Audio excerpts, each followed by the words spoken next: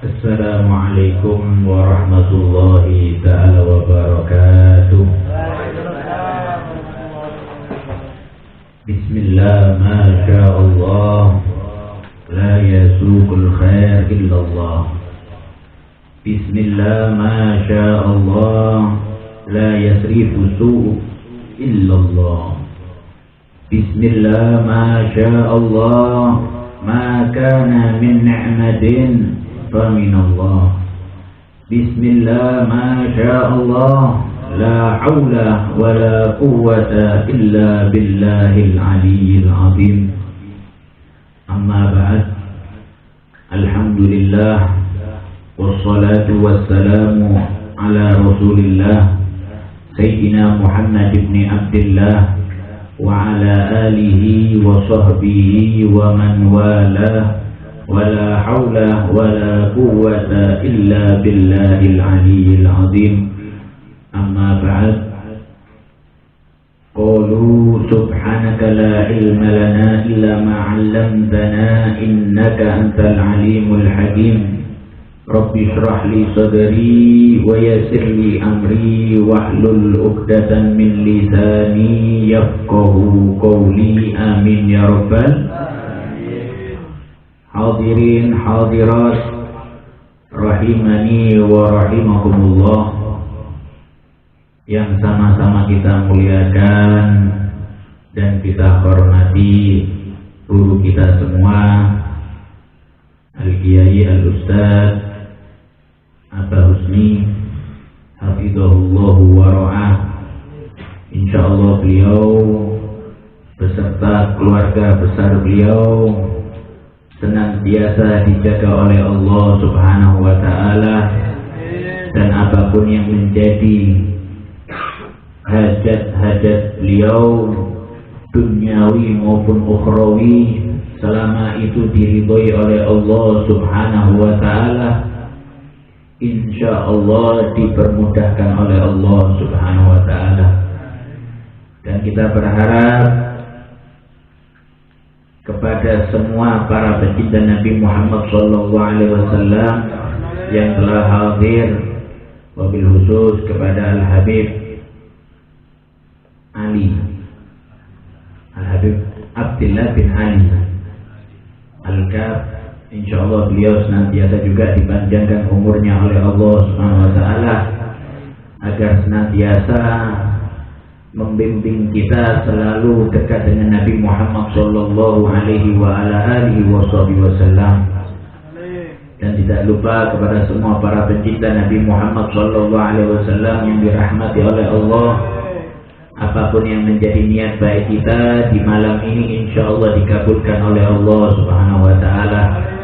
Dan kita berharap perkumpulan ini menjadi perkumpulan yang mendatangkan ridha Allah, mendatangkan ridha Nabi Muhammad sallallahu alaihi wasallam.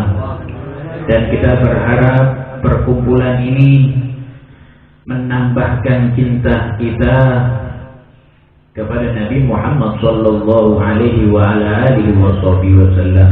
Amin amin ya rabbal. Hadirin hadirat rahimani wa rahimakumullah. Alhamdulillah, Allah Subhanahu wa ta'ala masih memberikan kita taufik dan hidayahnya, yang mana itu semua kita berharap kepada Allah Subhanahu wa ta'ala senantiasa diberikan kepada kita, agar kita semua bisa tetap istiqomah untuk melangkahkan kaki-kaki kita ke tempat-tempat yang diridhoi oleh Allah Subhanahu wa ta'ala, yang mana itu semua tidak lain tidak bukan karena Allah ingin kepada kita untuk lebih dekat kepada Allah dan Nabi Muhammad sallallahu alaihi wa ala alihi wasallam. Coba kita lihat, kita tengok berapa banyak orang yang dikasih hidayah oleh Allah, akan tetapi tidak mendapatkan taufik. Dia tahu mana yang baik dan mana yang buruk. Itu namanya hidayah. Orang tahu ini halal, ini haram. Hidayah itu petunjuk. Ini halal, ini yang bagus, ini jelek, ini yang haram. Itu petunjuk, namanya hidayah. Adapun ketika orang itu melakukan hal tersebut yang baik, itu namanya taufik. Ada sifatnya dorongan. Ada sifatnya itu pertolongan daripada Allah Subhanahu wa ta'ala. Kita tahu majlis ilmu itu baik.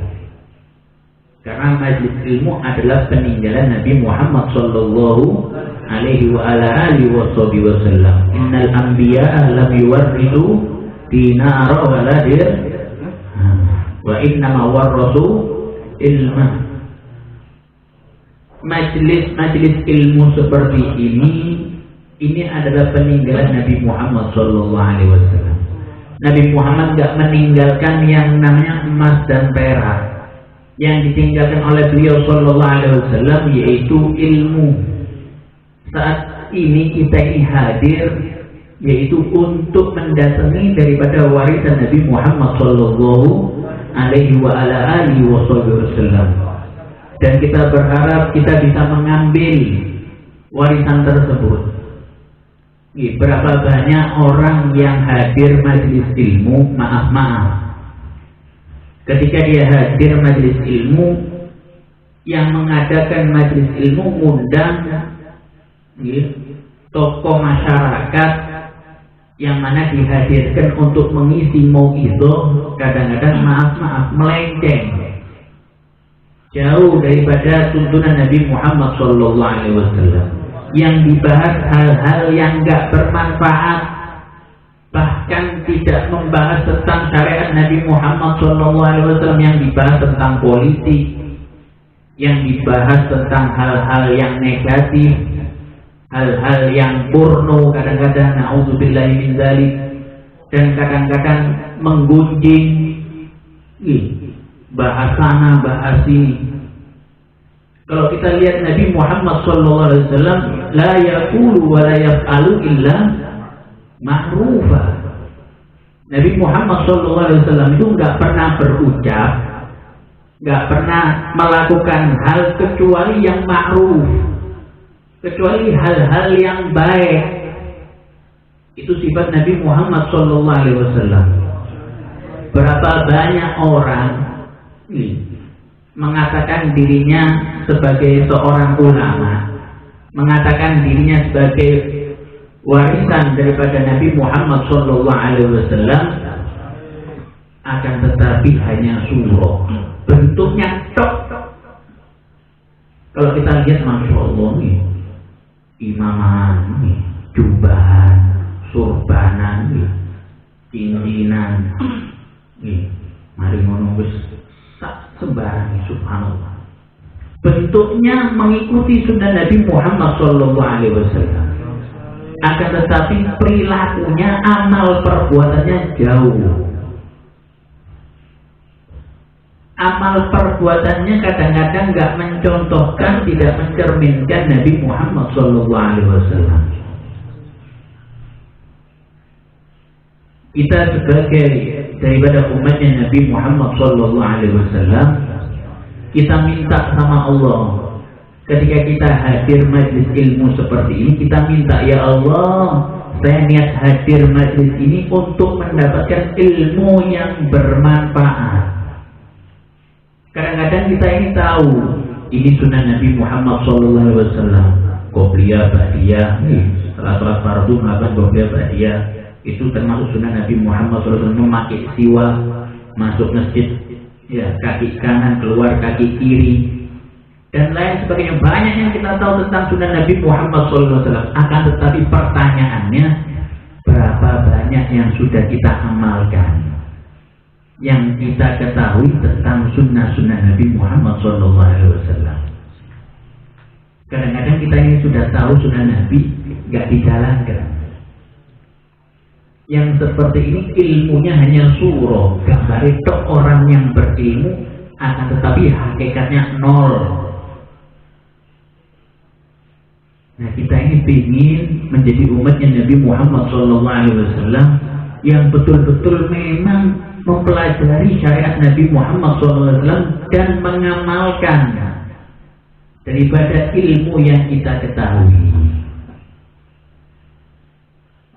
Makanya dikatakan majelis seperti ini dikatakan dalam sabda Nabi Muhammad SAW, ya, bahwa majelis yang seperti ini alaikum bimujalasatil ulama wastima'i kalamil hukama. Perbanyak kalian itu untuk duduk dengan pada alim ulama, sering-sering duduk dengan orang-orang yang memiliki ilmu, yang mengamalkan ilmunya. Wastima'i kalamil hukama, dan banyak-banyak mendengarkan perkataan tentang yang mana yang disebutkan di situ tentang zatnya Allah, kebaikan Allah Subhanahu wa taala. Fa inna Allah taala yuhyil qalbal maita binuril hikmah. Yang mana kalau kita sering datang kepada seorang alim ulama yang betul-betul mengamalkan ilmunya dan sering mendengarkan kalam hikmah, yang mana di situ disebutkan sifat Nabi Muhammad SAW, disebutkan tentang kedermawanan Allah Subhanahu wa taala, pengampunan Allah Subhanahu wa taala. Kalau kita sering mendengarkan hal-hal tersebut, Allah akan menghidupkan hati yang mati binuril hikmah, dengan yang mana kita mendapatkan ilmu yang bermanfaat. Hati itu akan hidup apabila orang tersebut mendapatkan ilmu yang bermanfaat, yang mana dia dapat ilmu bisa mengamalkan ilmu tersebut. Kita dapat ilmu dari majelis ini. Subhanallah, ingat sebelum tidur, oh ya, tadi Habib bilang kalau mau tidur sunahkan wudhu dulu. Subhanallah, dijalankan. Loh, yang seperti ini kita lakukan berarti kita sudah dapat ilmu yang bermanfaat. Kalau kita lazimi istiqomah, itu bisa menghidupkan hati kita. Berapa banyak orang yang mendengarkan mau'izatul hasanah hanya masuk kuping sebelah kanan, keluar sebelah kiri. Pulang sampai rumah ditanyai apa uminya, tadi hadir majelis ilmu dapat apa nak? Yus ngono iku. Ngono wae, pokoke sing sae-sae iki. Lah ini mencontohkan apa? Ini orang belum dapat ilmu yang bermanfaat. Kalau kita ingin mendapatkan ilmu yang bermanfaat, hadir majelis ilmu, perhatikan apa yang disampaikan oleh orang yang mengisi di tempat tersebut. Kalau bisa kita dapat ilmu tersebut, kita cepat-cepat kita amalkan. Yang seperti ini bisa menghidupkan hati yang mati. Faka'annama yuhyil ardal maita bima'il matar. Kata Nabi Muhammad SAW, seakan-akan menghidupkan bumi yang gersang ini dengan air hujan. Kalau kita lihat di hutan itu yang luasnya hektaran, jutaan hektar, panjangan percaya ada yang nyirami gitu. Percaya apa enggak? Ada yang datang orang ke situ, ke hutan yang luasnya hektaran, datang bawa air disirami satu-satu terus biar hidup. Itu semua tumbuh karena Allah menurunkan yang namanya hujan. Nah, hati pun juga seperti itu. Hati itu bisa hidup, bisa peka dia apabila dia sering disirami dengan daripada ilmu-ilmu yang bermanfaat. Makanya kalau kita lihat ser-seran ini sampai ini, kalau kita tahu ini orang ngomongnya cuma tentang politik, ngomongin ngalor ngidul gak jelas, lebih baik duduk di rumah, lebih manfaat. Karena apa? Percuma kita jauh-jauh melangkah ke sana, yang kita dapat hanya gunjingan, omongan pornografi kadang-kadang. Bukan malah menghidupkan hati kita, malah bisa-bisa mematikan hati kita. Kita hadir ke tempat tersebut, yang kita dapat bukan ilmu yang bermanfaat, pulang ya masuk cekakak cekiki, pulang ya cekakak cekiki. Oleh ini ya cekakak cekiki, kita umi api ini, apa oleh nah cekakak cekiki ini. Masya Allah, Musallallahu Muhammad. Kita ini ingin menjadi pewaris Nabi Muhammad SAW yang betul-betul bisa menegakkan syariat Nabi Muhammad SAW. Bahkan dikatakan Nabi Muhammad SAW, saya di zamanun ala ummati yafirruna minal ulama wal fuqaha. Ini sabda sudah terjadi di zaman kita saat ini. Nabi Muhammad mengatakan, saya di zamanun ala ummati, akan datang suatu masa dari Nabi Muhammad SAW kepada umatku yang mana yafirruna minal ulama wal fuqaha, yang mana umatku itu sudah nggak senang dengan majelis ilmu, sudah nggak senang dengan tentang ilmu fikih halal haram. Kadang-kadang paling dibahas halal haram ngantuk ini, sudah pengen kupingnya untuk mendengar hal tersebut.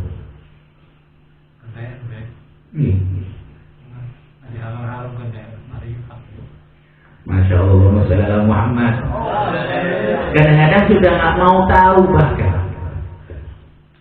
ya, sudah ngerasa pernah belajar, mau paling ibadah dari buku mana, sholat mana, poso mana, wis paling yang menunggu. Kadang-kadang kalau ditanya tentang furudul wudu, tolak. Berapa furudul wudu? Tolak. Ya maaf, yang seperti ini ada, bukan nggak ada para hadirin hadirat. Dikatakan oleh Nabi Muhammad SAW, "Fayabtalihimullahu bi salasi baliyat."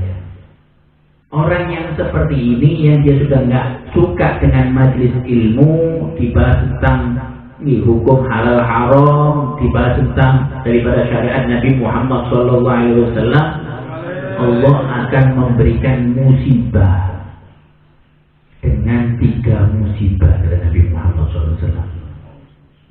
Yang pertama, yarfa'ullahul barakah min kasbihim. Allah akan mengangkat keberkahan daripada usaha mereka. Ada orang kerja dari pagi ketemu pagi, 24 jam, bahkan 25 jam. Masya Allah. Kerjanya non-stop sudah. Pagi ketemu pagi, kaki jadi kepala, kepala jadi kaki. Akan tetapi yang dia dapat daripada hartanya itu tidak ada keberkahan. Isinya masalah tok.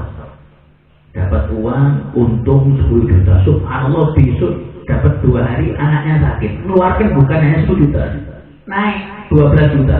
Utang aja. Kadang-kadang subhanallah baru dapat rezeki ini. Terus gak pandang halal haram pokoknya oleh rezeki. Diberikan musibah, anaknya kecelakaan, naudzubillah. Ini masalah isinya cuma masalah dok. Dia mendapatkan usaha kerja bakti, ya, seakan-akan dia kerja ini sudah seakan-akan wis seluruhnya untuk dunia, akan tetapi tidak ada keberkahan di harta mereka. Ini ujian bagi orang yang nggak suka dengan majelis ilmu dan tentang hal-hal syariat Nabi Muhammad SAW. Allah akan, yang pertama itu Allah akan memberikan musibah, diangkatnya keberkahan atas usaha mereka. Itu yang pertama. Berapanya kita lihat nih orang kaya cuma nggak bisa tidur dengan nyenyak. Bahkan saya itu punya tetangga di belakang rumah, nggak tanggung-tanggung punya pabrik oksigen. Jangan ditanya uangnya berapa triliun. Punya pabrik oksigen. Ketika dia punya teman, bilang sama temannya, saya ini kadang-kadang bingung. Alhamdulillah dia ini bukan orang Islam. Cuma dia ini merasa dia punya harta ini tidak bisa memberikan dia kebahagiaan. Dia mengatakan kepada temannya, aku ini punya mobil, bahkan mobil yang paling bagus dia punya. Dia punya rumah bukan model, seakan-akan rumahnya kayak model istana sudah. Kasurnya tumpuk ibarat spring bed tumpuk dua, saking tanah ini. Cuma dia mengatakan saya ini setiap mau tidur gak bisa lepas daripada obat. Kalau gak obat ya minum minuman keras agar dia mabuk bisa tidur. Kalau gak gitu gak bisa tidur. Bayangkan saking pinginnya untuk tidur dia harus mengkonsumsi kalau nggak obat minuman keras baru dia bisa tidur. Naudzubillah. Bahkan akhir hayatnya ini orang meninggal dunia karena apa? Karena kehabisan oksigen. Padahal dia punya pabrik oksigen. Ketika Allah sudah melihat hambanya, kalau memang dia sudah ini apalagi bukan orang Islam, naudzubillah. Bahkan ini bisa terjadi mungkin kepada orang yang Islam. Berapa banyak orang yang Islam mengatakan dirinya Islam, KTP-nya Islam sejak lahir. Akan tetapi kehidupannya kita lihat gak ada ketenangan. Sibuk dengan urusan dunia, bingung tuku omah, tuku motor, tuku iki, wis utang ini, utang kono, kredit ini, kredit kono, uripe untuk bayar kreditan. Naudzubillah ini. Lalu yang kedua Nabi Muhammad SAW mengatakan wa yusallitu Allah Ta'ala alaihim sultanan zaliman. Allah akan memberi penguasa kepada mereka yang nggak suka dengan yang namanya majelis ilmu, yaitu pemimpin yang zalim, yang nggak suka mereka, yang kena imbasnya kita. Ini mungkin karena banyaknya sudah orang yang nggak suka dengan majelis ilmu. Kalau majelis kelucuan suara tanggapan, suara masih ceramah jam, asal ceramah itu tentang ngalor ngidul gibah ini suara. Kalau sudah dikatakan majelis ilmu yang berbau syariat Nabi Muhammad, tentang syariat Nabi Muhammad, oleh 10 menit ngopi lagi. Yang sepertinya Allah akan memberikan penguasa yang zalim kepada mereka. Saat ini sudah kita saksikan, bahkan di mana-mana penguasa yang zalim. Dan kita sebagai umatnya Nabi Muhammad SAW yang benar, yang ingin benar, ikut kena imbasnya. Yang ketiga kata Nabi Muhammad SAW, wa yakhrujuna minad dunya bi ghairi iman. Naudzubillah. Orang yang seperti itu akan keluar meninggalkan dunia tanpa membawa iman. Kalau sudah keluarnya tanpa membawa iman, sudah jelas tempatnya di mana. Oleh karena itu hadirin hadirat rahimani wa rahimakumullah, jangan pernah bosan untuk menuntut, untuk mencari daripada ilmu warisan Nabi Muhammad SAW. Jangan bingung masalah rezeki. Allah mengatakan la nas'aluka rizqa. Ya. Kami ini kata Allah nggak minta kepadamu itu tentang rezeki. Wa nahnu narzuquk, akan tetapi kami yang akan memberikan engkau rezeki. Tidak ada nanti pertanyaan Allah itu mengatakan piro harta menang dunia biaya, pirang M, pirang T. Tidak ada pertanyaan seperti itu. Akan tetapi Allah akan bertanya tentang amal-amal perbuatan kita masing-masing. Kullukum ra'in wa kullukum mas'ulun an ra'iyati. Setiap kalian itu adalah pemimpin, dan pemimpin itu akan dimintai pertanggungjawaban. Lebih-lebih yang sudah mempunyai anak dan istri. Kita ini masih kita ini belum nikah. Kita ini akan dimintai pertanggungjawaban oleh Allah. Dan ditanya, matamu dulu di dunia buat apa? Telingamu dulu di dunia buat apa? Kakimu dulu buat dunia buat apa? Semua akan dimintai pertanggungjawaban oleh Allah Subhanahu wa Ta'ala. Jadi nanti kita ini akan menghadap kepada Allah nafsa-nafsi sendiri-sendiri. Oleh karena itu persiapkan. Hidup ini nggak lama para hadirin, bentar. Orang terdahulu juga pernah hidup sama seperti kita. Orang yang sebelumnya ribuan tahun pernah hidup seperti kita.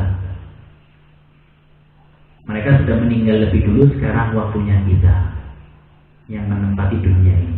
Dan nanti akan datang masanya kita juga seperti mereka, meninggal dunia. Akan tapi apa yang sudah kita siapkan untuk menghadap kepada Allah Subhanahu wa Ta'ala? Kira-kira amalan apa yang sudah kita siapkan? Dikatakan oleh Sayyidina Abu Bakar As-Siddiq, man dakhala al-qabra bila zadin faka'annama rakibal bahra bila safinatin. Barang siapa yang masuk kuburan bila zadin, dengan tanpa membawa bekal, nggak bawa amal soleh, bahasa mudore los-polosan, bodoh nekat bonek, yang penting lo uripan dunia seneng tok wis urusan akhirat kerian. Tidak bawa persiapan bekal, kata beliau, pakaan nama rokibal bahro bila safina.